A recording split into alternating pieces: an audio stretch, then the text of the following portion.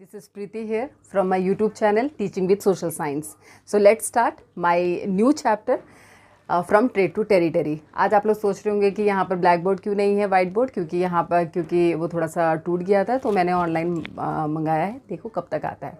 सो कोई बात नहीं, हम स्टार्ट करते हैं from trade to territory new chapter. इसके पहले मैं आपको इसका इंट्रोडक्शन देना चाहूँगी. फ्रॉम ट्रेड टू टेरिटरी का मतलब क्या होता है? फ्रॉम ट्रेड टू टेरिटरी का मतलब होता है व्यापार से साम्राज्य तक. जो कि ये जो टैग दिया गया है वो ब्रिटिशर्स के लिए दिया गया है कि ब्रिटिशर्स यहाँ पर आए थे व्यापार करने के मोटिव से, लेकिन धीरे धीरे वो कब यहाँ पर पूरे इंडिया पे पूरा जम गए, साम्राज्य में बैठ गए, बिल्कुल यहाँ पर परमानेंटली सेटल हो गए, वो हम इस चैप्टर में अच्छी तरह से पढ़ेंगे.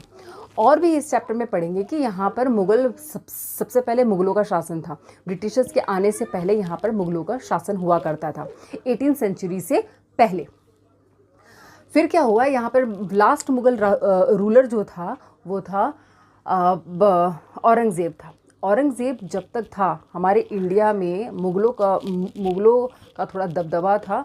वो एक कोलोनाइजेशन था बहुत ही ज़्यादा. देखो जो औरंगज़ेब था बहुत ही ज़्यादा पावरफुल रूलर था, सभी लोग उससे डरते थे.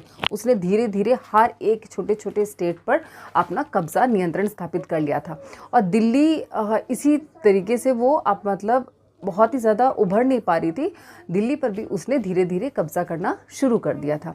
और दिल्ली पर जब उसने कब्ज़ा किया तो कोई ऐसा नहीं था कि वहाँ पर उसको राजगद्दी से हटाए. लेकिन अनफॉर्चुनेटली 1707 में उसकी मृत्यु हो जाती है. और धीरे धीरे वहाँ के जो सूबेदार हैं, ज़मींदार हैं, वो धीरे धीरे अपना जो डर था, खौफ था, वो भी औरंगज़ेब जब सत्ता में था, वो डर धीरे धीरे ख़त्म होता चला जाता है. और उसी समय एंट्री होती है ब्रिटिशर्स की 18वीं सेंचुरी में. और ब्रिटिशर्स की जब एंट्री होती है तो वो सिर्फ़ और सिर्फ यहाँ पर व्यापार करने के मोटिव से आते हैं, ठीक है. लेकिन ऐसा क्या हुआ कि वो धीरे धीरे अपना पूरा साम्राज्य, अपना मतलब पूरे भारत पर को अपना एक साम्राज्य स्थापित कर लिया. वहाँ पर यहाँ पर परमानेंटली कैसे सेटल हो गए, क्या हुआ ऐसा, हम इस चैप्टर में पढ़ेंगे डीपली, ठीक है. सो स्टार्ट करते हैं.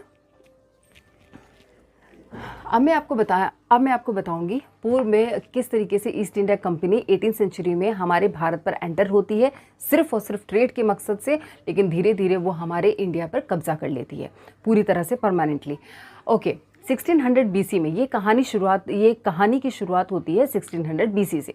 1600 BC में east India company queen Elizabeth से परमिशन लेकर आती है, वो भी सिर्फ और सिर्फ ट्रेड करने के मकसद से कि हमें ट्रेड करना है. तो क्वीन एलिजाबेथ फर्स्ट उसको